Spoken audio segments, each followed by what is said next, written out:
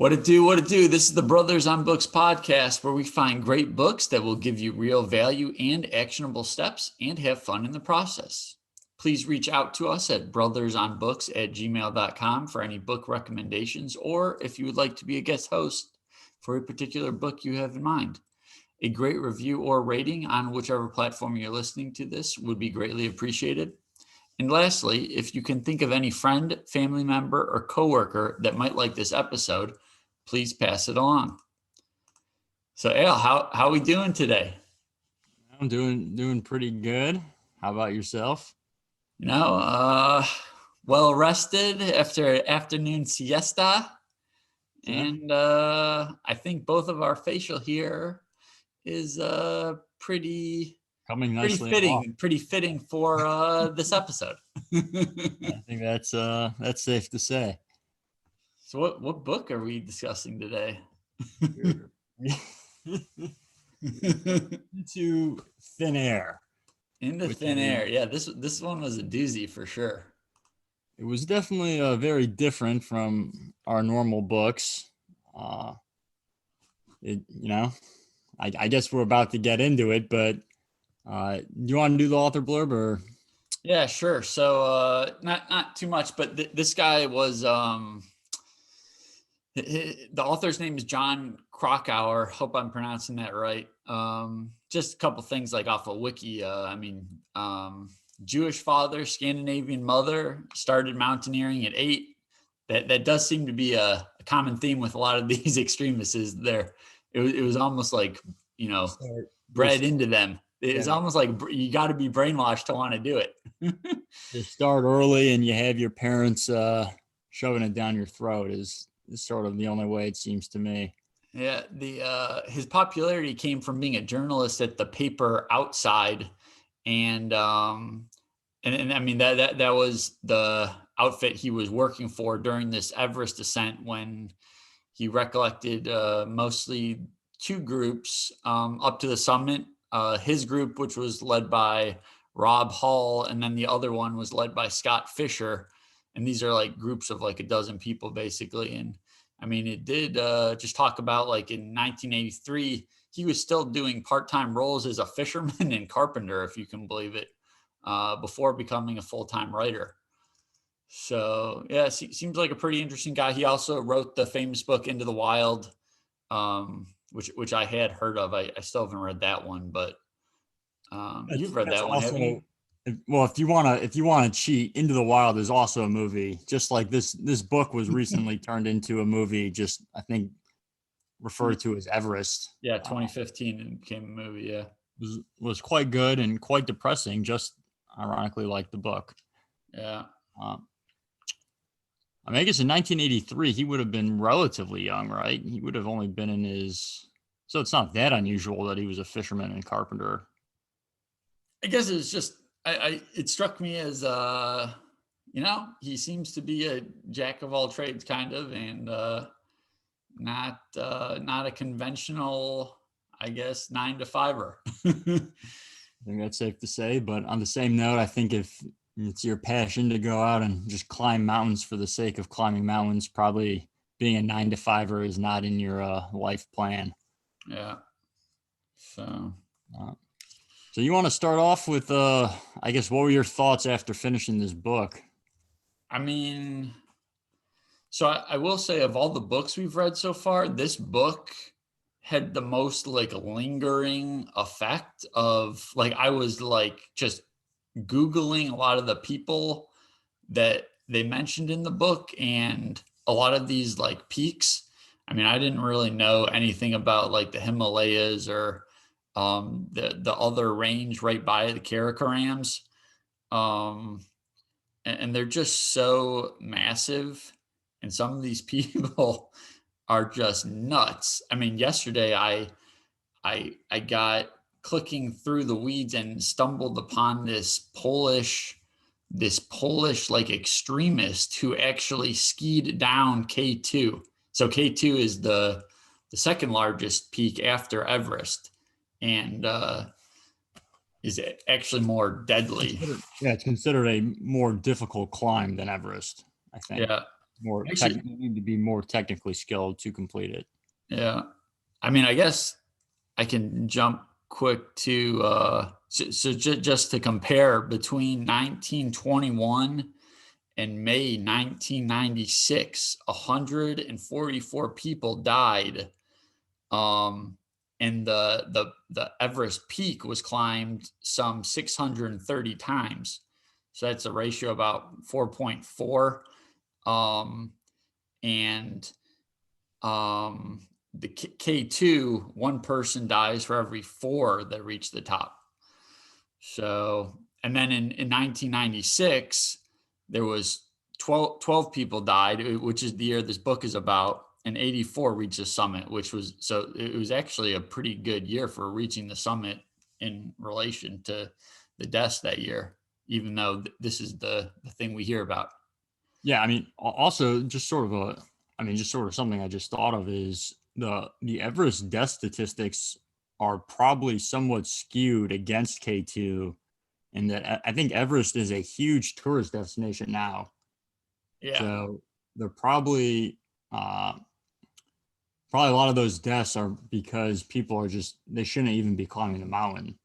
That's, yeah, very So possible. the people like when you say, one out of like for every one person, what was it, four people that reach the mountain summit of K2, one dies. Yep. That's probably one person that is substantially more experienced dying. Yeah. Yeah, the weather seems to be worse up there, and just the angles of the climbs, and just you kind of have to get lucky in some spots just to not to like avoid an avalanche, or um it's just, yeah, it's like it's nuts. What were your thoughts after finishing? Yeah, I mean, my thoughts were these people are insane. I mean, just yeah, I mean, crazy. The fact, I mean, I guess, yeah, in the book I don't remember. I think it was a quote from Rob Hall where it was saying that he felt if you were if you were fit, like just physically fit, he could get you to the top of Everest Yeah. just by being physically fit. And I remember thinking, well, who on earth would just go try and climb Everest? So I guess for our listeners, I hiked Machu Picchu. I did the Incan Trail and hiked Machu Picchu probably going on 5 years ago now. And the highest altitude I was ever at was 14,000 feet. And I remember before I was acclimated to it, when I was just at 10,000 feet in Quito, Ecuador, I felt like I was just going to collapse to 10,000 feet. And these people their base camp is, I think, around 20 or 22,000 feet. And that's their base camp. And, they're Yeah. trying to get down to base camp. So, Yeah, so they're they can feel better. And I'm thinking, man, I would have been down for the count at their base camp. I can't imagine doing this or wanting to do this. And yeah, go ahead. Sorry. do you remember what the cost was? I think it was close Yeah. to eighty Yeah. So, thousand well, dollars. I have stats on at least Rob Hall's expedition, and so Rob Hall was Jon Krakauer's lead Yeah. guide.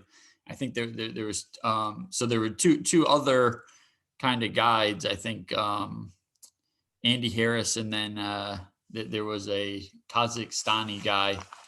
But so Rob Hall was charging $65,000 per head to guide to the top, and that did not include airfare or personal equipment. And this would Um, have been in the mid '90s as well. yeah, this is 96 we're talking. Um, and I guess, I mean, you also have to remember, and like you said, how you were having trouble with the climate in Ecuador, or the elevation. Like, so they're taking like 2 months out of their year to go You're do right. this. Yeah. So they're slowly, I think they call it acclimatizing. Yeah, Yeah. you acclimate, Yeah. but I don't think it. I mean, and you know, so I spent 2 days in Ecuador before I went and did the trail, and yeah, after spending the 2 days, I felt fine, but that's literally over half the height, or that I would that they would be at. From what I've read, some people just deal with it better. Uh, I did not deal with it well. Yeah. I'm guessing you also wouldn't deal with it well then, but Probably not. I I mean, have no burning. Yeah, definitely after reading this, I have no burning desire to go try and hike Everest. yeah, it's like so I think I remember seeing there's only 14 peaks that are above 8,000 meters. So 8,000 meters and up, so like 24, 25,000 feet. That's like what's called the death zone, where you're like actually dying. Your brain cells are like actually dying. And there's only 14 of them like on the planet. And like all of them are in, the Himalayas and Karakorams. Yeah, it's just, and then I think, what's Denali, like 20,000? So that's the highest peak in the US. What Uh, you mean McKinley? didn't they rename it? Did they? I don't know. Yeah, I think it's called Denali now. I think it's in Denali National Park, but it's Mount McKinley. Ah, okay, maybe that's what it is. Yeah, and Everest is 29,029 feet. Just insane. So what do you think about life as a Sherpa? Yeah, I mean it's gotta be hard.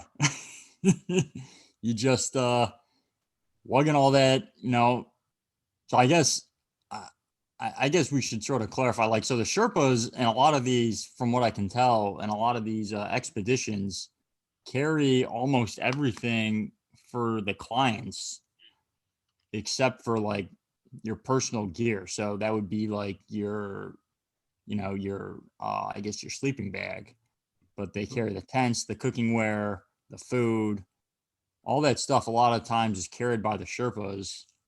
And then they, a lot of times, from what I can tell, I've never done any I've never really done any climbing, but they then go and they talk about setting like ropes. Right? The people can, use the ropes to climb the mountain easier. So the Sherpas run back and forth climbing up the mountain to set these ropes. Yeah.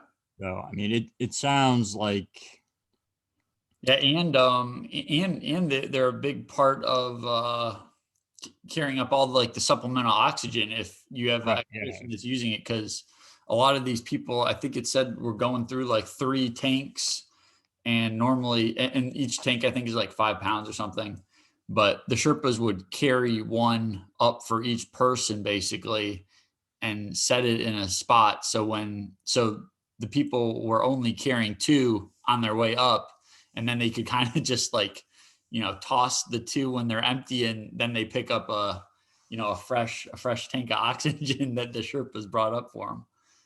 yeah. Sort of actually one of the interesting things that I thought, or that I remember reading, was that the supplemental oxygen was not. I think it was not pure oxygen though. I thought it was like just a higher concentration of oxygen that you would get from the atmosphere, which I thought was sort of interesting, of why they wouldn't just have pure oxygen tanks. Well, Uh, isn't the air we breathe? It's not total. It's not like 100% oxygen, right? no, it's probably close to, I would say, 18%, but Okay. still, I think when you're on well, actually I don't know, but when you're on oxygen in a hospital, I would assume that it's pure oxygen. I mean, you can definitely get tanks of pure oxygen. Uh-huh. I don't know. I'm actually sort of curious. I wish I would have looked this up, if it's obviously way more combustible, but I wonder if it's bad. Maybe it's just too much. I don't actually know. Yeah, I mean, I think it's also like, I mean, because they really only use it above that like death zone, and it said like even when you're at like 26,000 feet, if you're using the supplemental oxygen, it probably feels like you're at 16,000 feet or something like that. I mean, it's Right, still. yeah. It still um, feels like you're yeah, high elevation wise. yeah, um, yeah.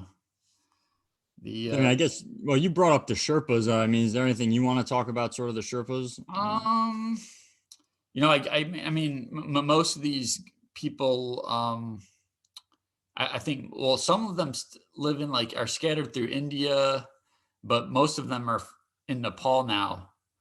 Um, And I guess just to give you an idea, I think this was as of 1996, but the typical Nepalese income was $160 a year, 160 US dollars per year. And the Sherpa climbers could make about between $1,400 and $2,500 for 2 months work on Everest. So they're making like 10 years worth of income in 2 months. But it is kind of sad. I mean, the Sherpas account for about a third of all fatalities on Everest. And so far it's like around 50. I mean, I do remember. I don't know if you ever watched John Last Week Tonight with John Oliver. I don't know if you ever seen that show on HBO, but I vaguely remember him doing a segment on Sherpas. Probably would have been 3 or 4 years ago, where he was talking about how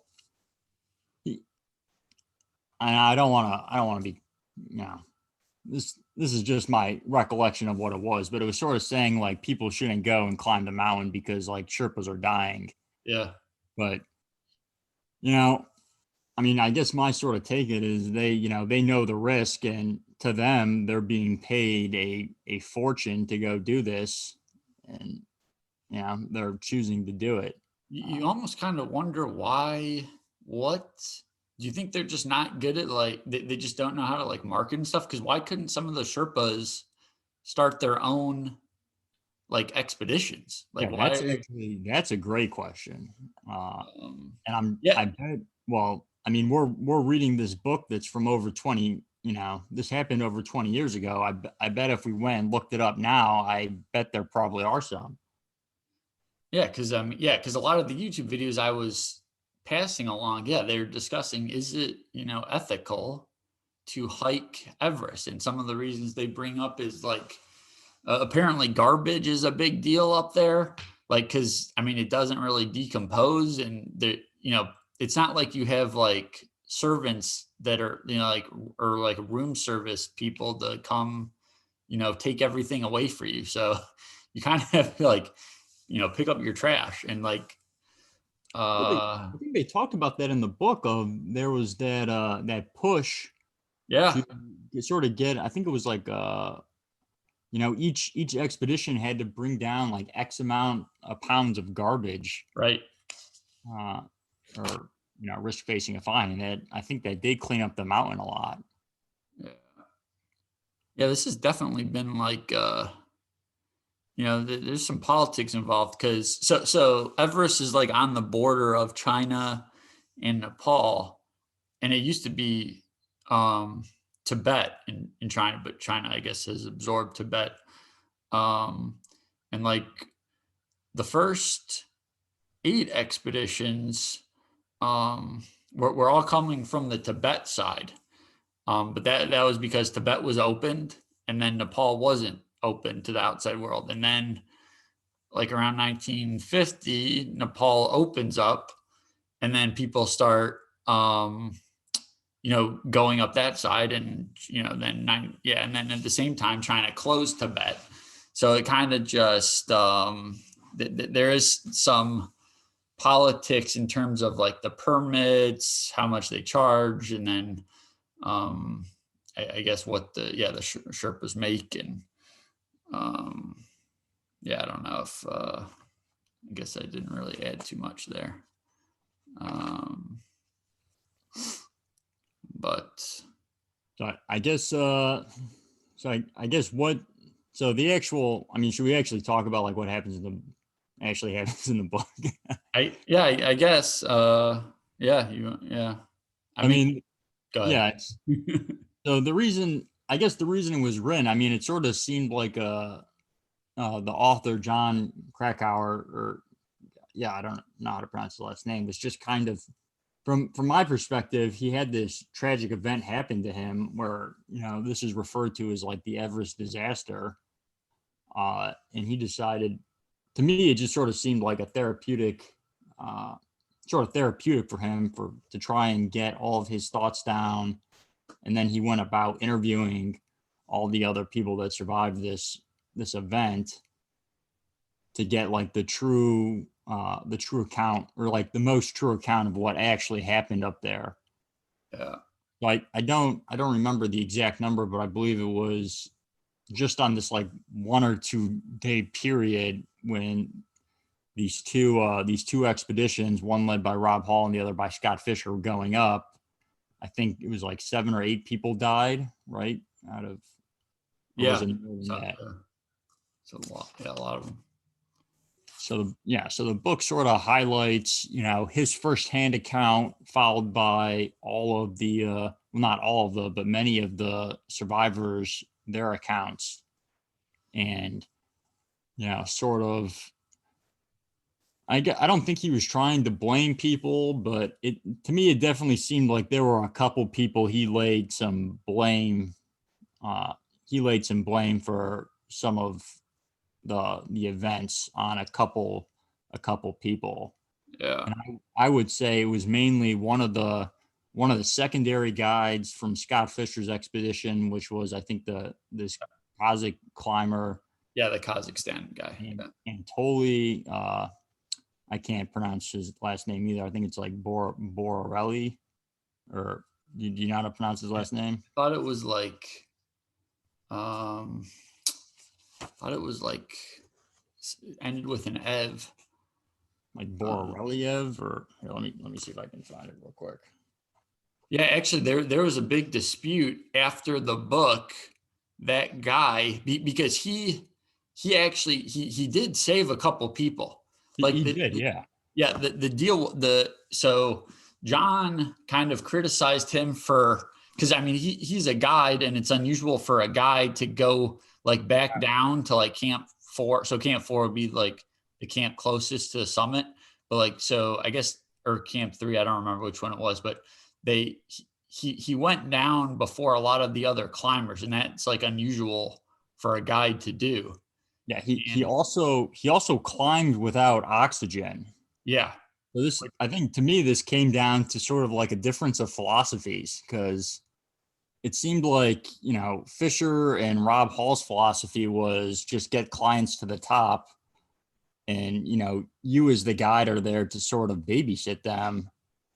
And this Antoli guy, to me, it seemed like his philosophy was, if you can't make it to the top without oxygen, you shouldn't be climbing the mountain.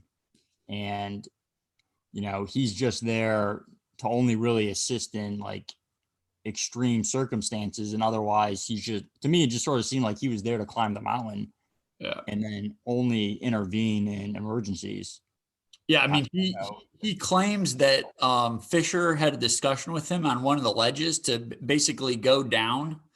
This was actually in like, I think, the postscript, because this guy actually, I think, sued Jon for like libel or like slant. Yeah, because he said it was not accurate, and that Fisher told him to go down to basically rest, so he would have enough energy to go out and search for people. And I mean, to his defense, he did save a couple people, Yeah, because he had enough strength when, everyone else was dead. when they said there's people that haven't come back yet. Like he went out in the dark and Like in the a cold blizzard to rescue almost, right? people. Yeah. Yeah, that was insane. And then I sort of thought, I guess you can tell me if you disagree, but the other person I sort of thought he was blaming was one of the head Sherpas. The guy Was that so there was a woman that woman, worked right? for a news outlet, and I think, yeah, it was. Also on Scott Fisher's group. And Fisher really wanted to get her on the top because the publicity would be great. And is that the one you're talking about? The Yeah, Sherpa that's that like that's the one. roped And her?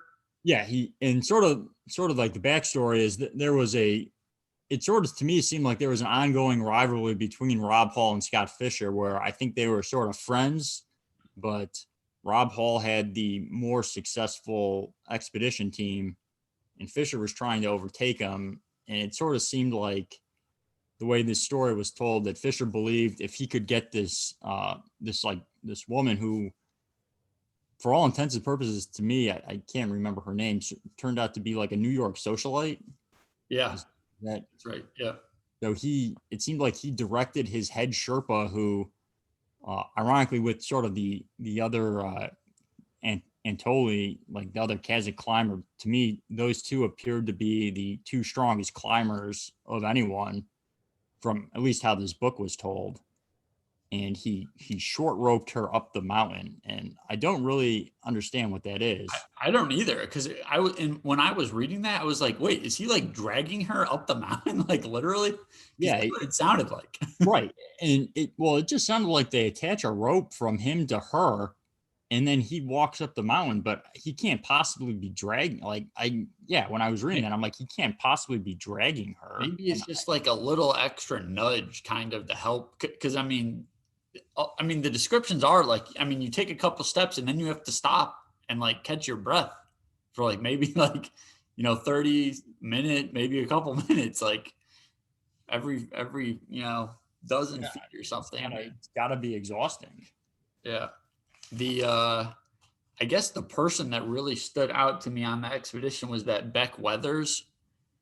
Yeah, I would also agree with that. And I even respect him more now that so once I got done with the book, I tried to find like interviews with him on YouTube. Yeah, if you have a chance, go look up Beck Weathers. This guy was like declared dead like 3 times, and all the people in his crew like left him. And there was a time where I think it was Sherpas went back up to the mountain and they had been huddling. He actually spent nights on Everest. Yeah. And like he was like in a basically a cold induced coma or something. And when they got to him, they could hear him breathing, but he had like inches of ice, and they just started like chiseling the ice off his face.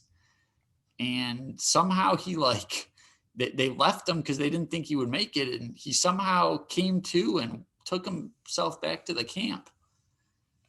Yeah, that was incredible. When I don't, it seemed like there was a group of 5 people that were stranded not too far from their base camp, and they couldn't. The strongest person left went to base camp to try and get help, and when the other people came back for help, they just decided to leave Beck and then the Japanese woman. Yeah.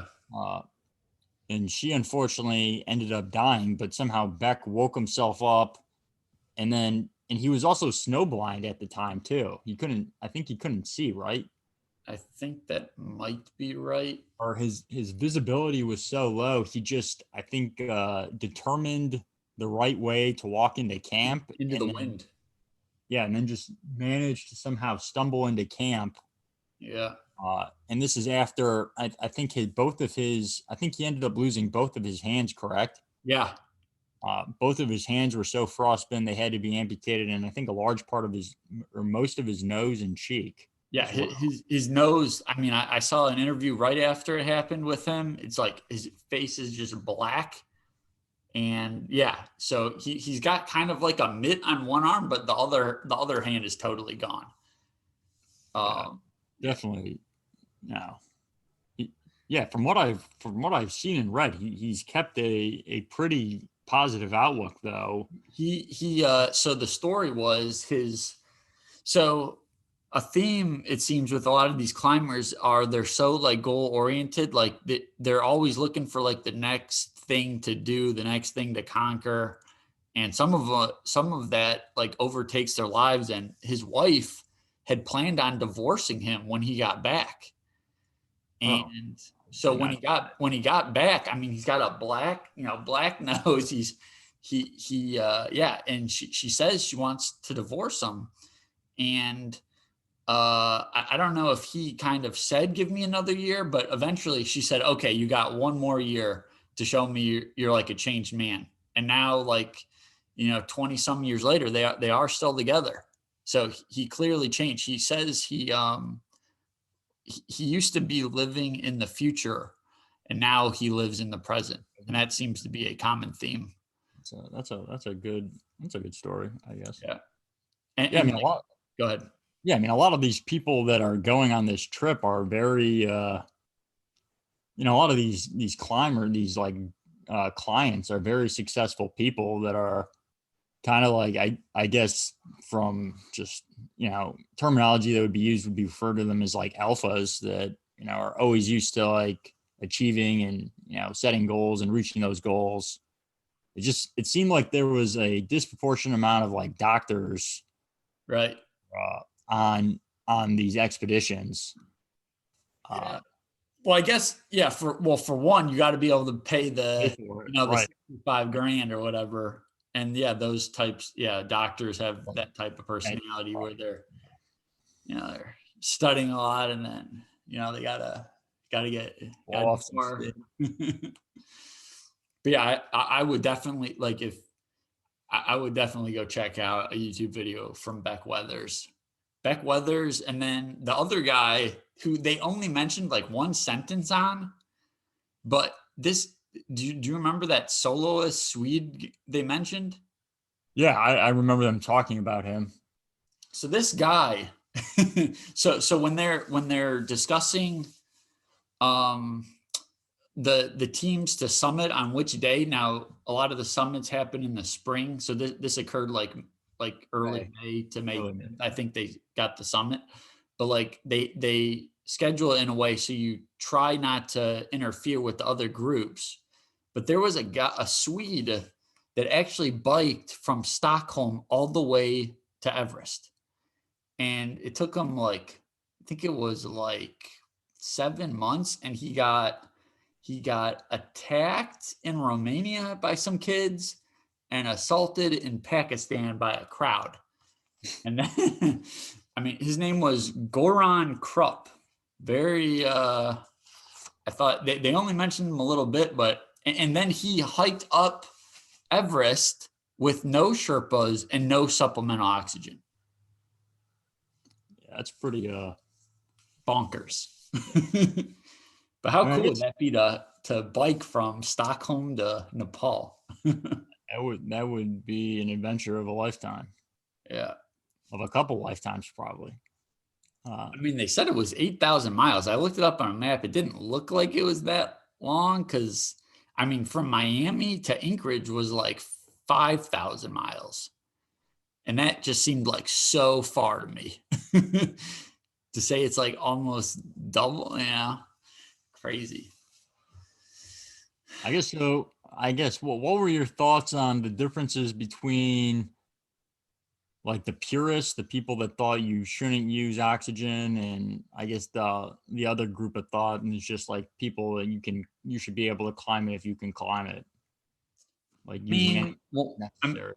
so I mean, one of the arguments uh, to I guess reduce deaths. It sounds kind of counterintuitive, but one of the arguments was to get rid of supplemental oxygen altogether. So like, and that was kind of going back to the Kazakhstani guide. So Right. like, if it wasn't even available, if it was not allowed at all, the people probably would like self-regulate and turn around when they need to more. And you get rid of all that trash because evidently there's a lot of just like oxygen tanks just lying around up there.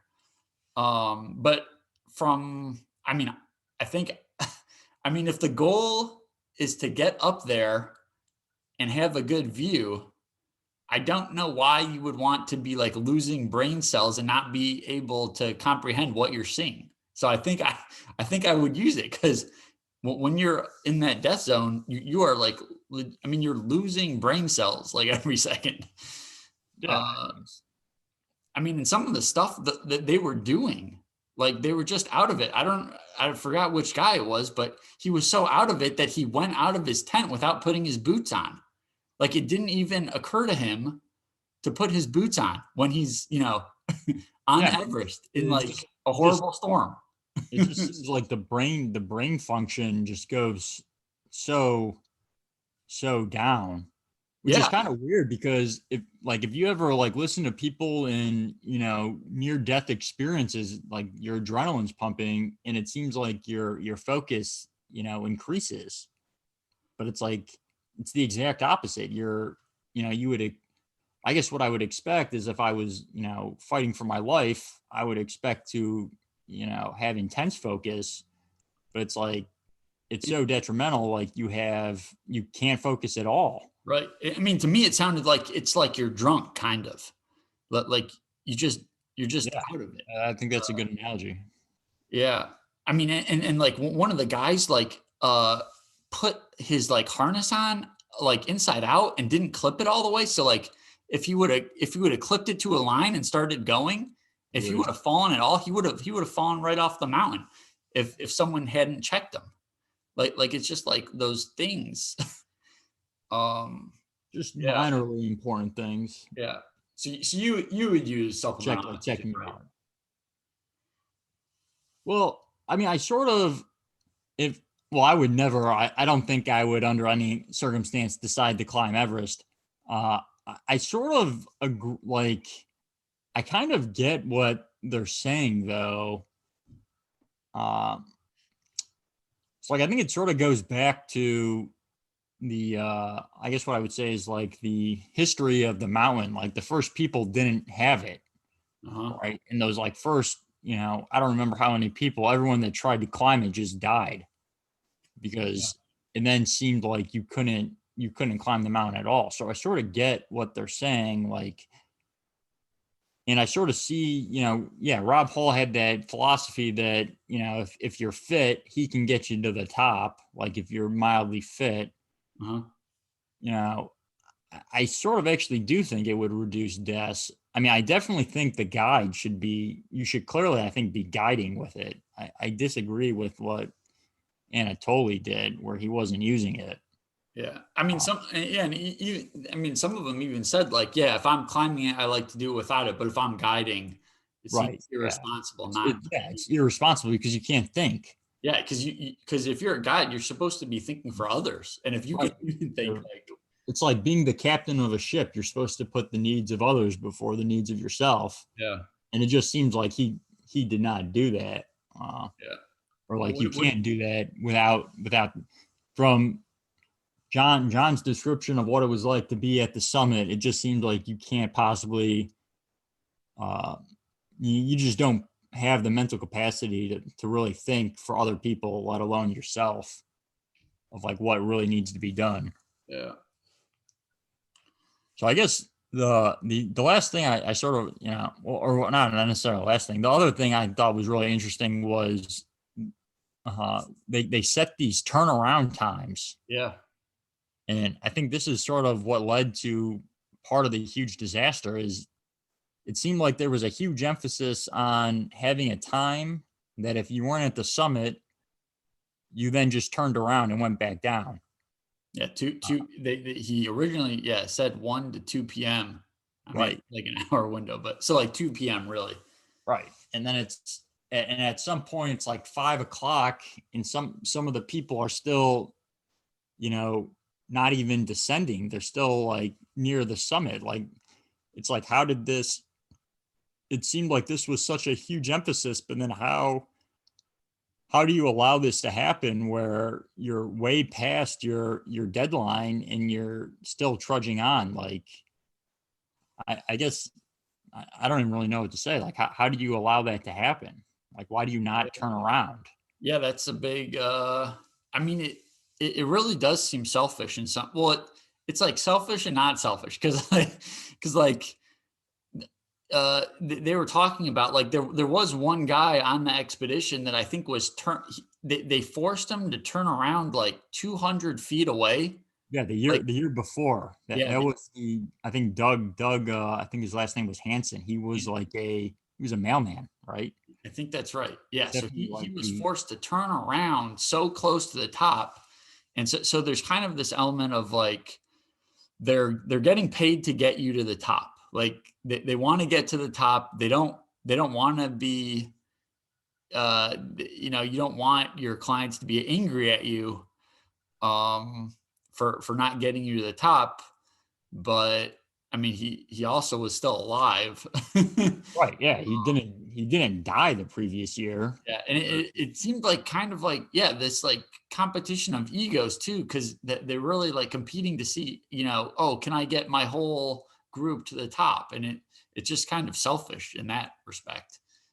Right. I mean, to me, it sort of seems like by because a lot of the earlier guys in Rob Hall's expedition turned around on their own when they weren't there. Right. They didn't hit the deadline, and they were the more experienced climbers that they themselves were like, we haven't hit the deadline, we're going to turn around. Yeah. I mean, Uh, what time did they get up that morning? I mean, it is like, it's like 8 hours of climbing. I mean, yeah, they it's like were eight up hours at of like time. So Jon Krakauer did make he was there at like, I think like one something, right. or He so made it. and I think that's because, I mean, they talk about like, it's not just getting to the top. You have to get down alive too. Yeah, and for some reason, the interesting thing to me is that they kept saying it was a lot easier to get up than get down, which I found sort of surprising. They said it's a lot easier. Well, I guess I mean, you have Yeah, more energy, I guess, I but think it's just that you're tired uh-huh. after getting up there, and then you have to you've been exposed to the death zone, and you then have to climb back down another I don't exactly remember how long, but 5 to 10 hours down. Yeah, it's just, yeah. So if you get caught at night, and I think they said there's no one. I think there were a couple people that had made it a night out there, but there's no one that's really made it much more than that. I mean, they were saying it was minus 100 degrees Fahrenheit with the wind chill. Yeah, I I don't think you're going to survive very long in that. Yeah. So, Yeah, I mean, I guess to me, I guess back to the cutoff time. To me, it seems sort of like it's like the easy decision to be like, we're only like 300 feet away, we're only 200 feet away. We can make it, uh-huh. instead of you know the tough decision of being like, no, we have to go back, or we have to go down, which is, I think, probably, well, I would say the right decision, but Yeah. I There, guess it's, yeah. it's easy to Eh, say in hindsight. uh, yeah, they were also, I was reading that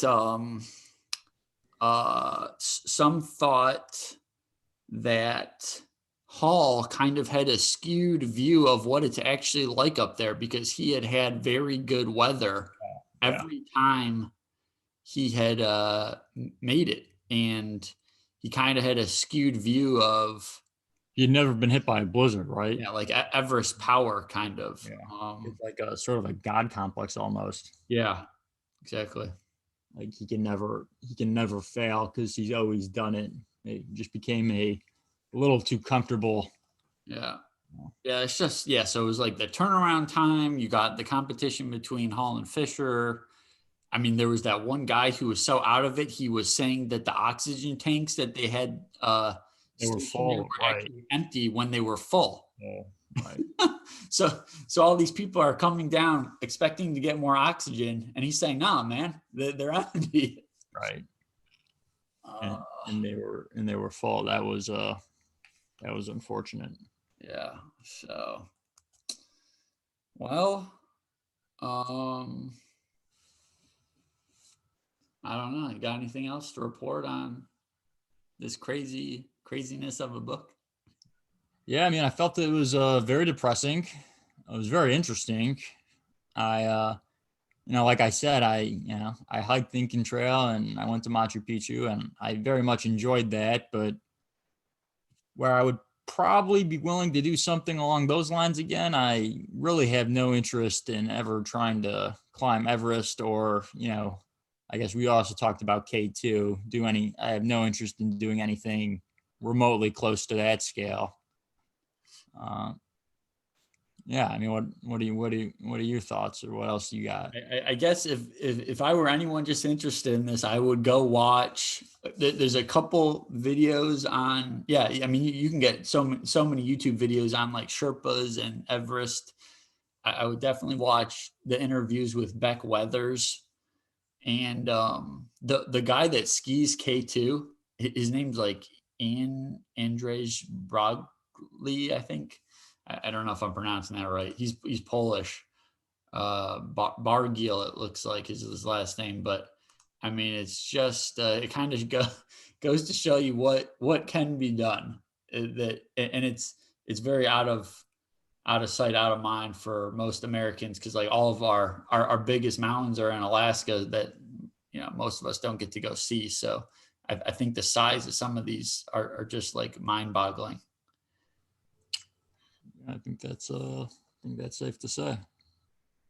So yeah, what book are we reading next?